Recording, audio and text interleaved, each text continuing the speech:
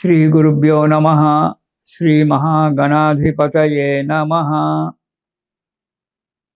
ఇక ఈ నెలలో అంటే డిసెంబర్ నెలలో సింహరాశి వారికి, ఈ రాశి వారికి ఈ నెలలో యత్న కార్యసిద్ధి, అనుకున్నటువంటి యొక్క పనులు నెరవేరడం అనేటువంటి జరుగుతూ ఉంటుంది. ఆశించినంత ఆదాయం కూడా లభిస్తూ ఉంది. శుభకార్యాలకై ప్రయత్నం చేయడం జరుగుతూ ఉంటుంది. కానీ భార్యాబిడ్డలతో కావచ్చు, సహోదరులతో కావచ్చు, ఇతరత్రా వారితో కావచ్చు, చిన్న చిన్న కలహాలు ఏర్పడడం అనేటువంటిది ఏర్పడుతుంది. మీరు ఎక్కువగా డాంబికానికి పోతారు. ఆ డాంబికంకి పోకుండా ఉండడం చాలా మంచిది. ఎంత ఉన్నా అణిగి ఉండడం అనేటువంటిది మనకు అడుగు ముందుకేపిస్తుంది, కార్యక్రమాలు నెరవేరుస్తుంది. అందుగురించి అన్నీ ఉన్నా అడిగి ఉండడం, అవసరమైనప్పుడు డాంబికాన్ని ప్రవర్తించాలి, కానీ ఎప్పుడూ డాంబికాన్ని ప్రవర్తించడం అనేటువంటిది కాదు.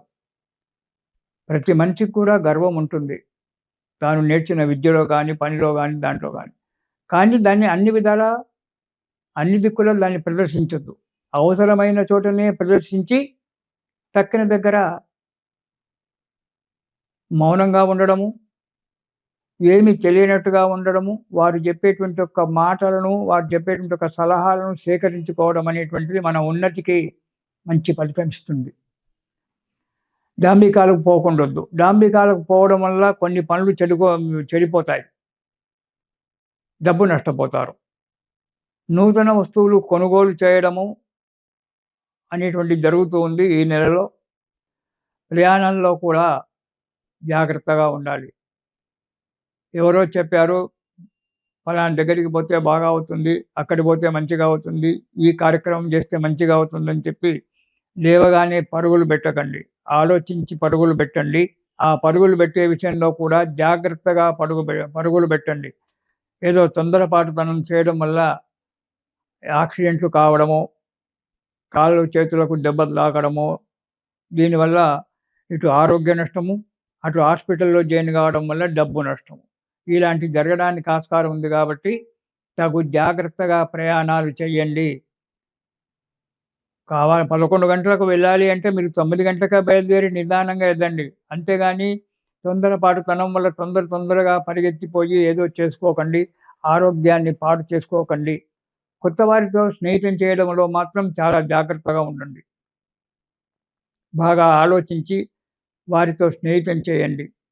ఎందుకంటే మోసపోవడానికి కొద్దిగా ఆస్కారం ఉంది. కాబట్టి కొత్త వారితో స్నేహం చేసేటప్పుడు అతను తీయగా మాట్లాడు కదా అని చెప్పి ఏదో కాఫీ టీ తాగుకుంటూ మీలో మనసులో అంతర్గతంగా ఉన్నటువంటి విషయాలు మాత్రం చెప్పకండి ఎవరికి.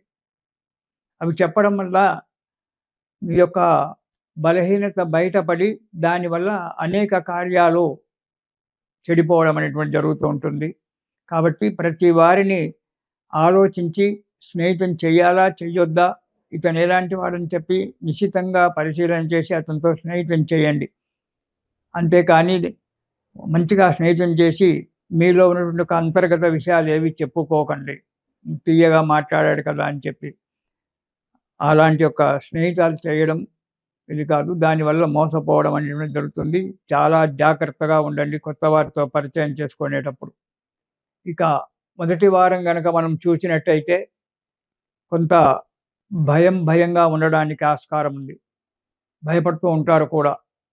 ఏ పని చేస్తే ఏమవుతుందో, ఎవరితో మాట్లాడితే ఏమవుతుందో అని చెప్పి ఎప్పుడూ భయంగా కాలాన్ని గడుపుతూ ఉంటారు.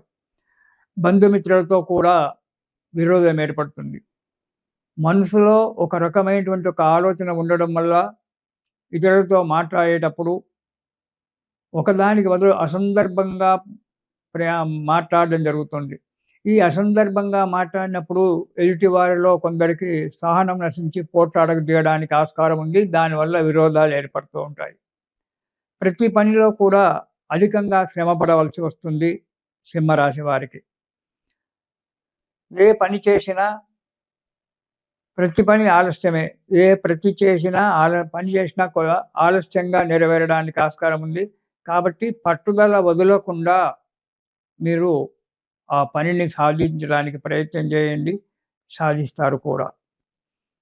ఇక రెండవ వారం గనక చూసినట్టయితే ఇంట్లో శుభకార్యాలకు చేయడం గానీ, శుభకార్యాలకు మిక్కిలి ఆత్మీయులైన వారింటికి శుభకార్యాలకు వెళ్లి అక్కడ డబ్బు ఖర్చు పెట్టడం గానీ జరుగుతుంది. దానివల్ల కొంత ధనము ఖర్చు కావడానికి ఆస్కారం ఉంది. మీరు స్థానచలనం జరుగుతుంది మీకు. అది మీరు అనుకున్న చోటికే మీరు ఏ స్థలానికైతే వెళ్ళాలని చెప్పి నిర్ణయించుకున్నారో, ఆ స్థలానికి చేరుకోవడం జరుగుతుంది. ఉద్యోగ ప్రయత్నంలో ఉన్నవారికి తగిన ఉద్యోగం దొరకడం అనేటువంటిది కూడా జరగడానికి ఆస్కారం ఉంది. కొన్ని శుభవార్తలు వింటారు కూడా. ఉద్యోగం రావడము, ప్రమోషన్‌లు రావడము ఇలాంటివి జరగడానికి ఆస్కారం ఉంది. కాబట్టి తగు జాగ్రత్తగా వ్యవహారం చేయడం మంచిది రెండవ వారంలో. ఇక మూడవ వారం గనక చూసినట్టయితే దూర ప్రయాణాలు చేయడం జరుగుతోంది. ఈ దూర ప్రయాణాలు చేసేటప్పుడు మాత్రం చాలా జాగ్రత్తగా ఉండండి. తొందరపాటు పనికిరాదు. కొత్త వారితో పరిచయం ఏర్పడడం జరుగుతూ ఉంటుంది. కొత్త వారిని ఎక్కువగా నమ్మకండి. మీ మనసు ఇతను మంచివాడే అని చెప్పేంత వరకు నమస్కారం అంటే నమస్కారం అని చెప్పి మాట్లాడండి. అంతేగాని ఎక్కువగా పరిచయం చేసుకొని లోతుపాతులు అతనికి మీ వ్యాపార విషయంలో గానీ, ఇతర విషయాల్లో గానీ అతనికి తెలియజేయకండి. కుటుంబ సభ్యులతో చిన్న చిన్న చిక్కులు రావడానికి ఆస్కారం ఉంది. అయినప్పటికీ కూడా అవి తొందరలోనే సమసిపోవడము అనేటువంటిది జరుగుతూ ఉంటుంది. కాబట్టి సింహరాశి వారు తగు జాగ్రత్తగా వ్యవహారం చేయండి. కొత్త కార్యక్రమాల గురించి ఆలోచన చేయడం జరుగుతుంది. ఆ కొత్త కార్యక్రమాల గురించి ఆలోచన చేసేటప్పుడు మీరొక్కరే ఆలోచన చేయకండి. మీ ఇంట్లో ఆ కుటుంబ సభ్యుల యొక్క సలహాలు తీసుకొని, ఇటు మీకు దగ్గరి మిత్రులైన వారితో సలహాలు తీసుకొని, ఆ కార్యక్రమాలు నెరవేర్చడానికి అడుగు ముందుకెయ్యండి. ఇక 4వ వారం శ్రద్ధతో, పనులతో కార్యక్రమాలు చేసినట్టయితే కొద్దిగా కష్టంతో పనులు నెరవేరడం అనేటువంటిది జరుగుతూ ఉంటుంది. తగినంత ఆదాయం ఉంటుంది. మనశ్శాంతి దొరుకుతుంది. కానీ ప్రయాణాల విషయంలో మాత్రం చాలా జాగ్రత్తగా ఉండాలి. ఇది నేను చాలాగా చెప్తున్నాను. గత నెలలో, అంతకుముందు నెలలో కూడా చెప్పాను. ఈ సింహరాశి వారు ప్రయాణాల విషయంలో తగు జాగ్రత్తగా ఉండాలి.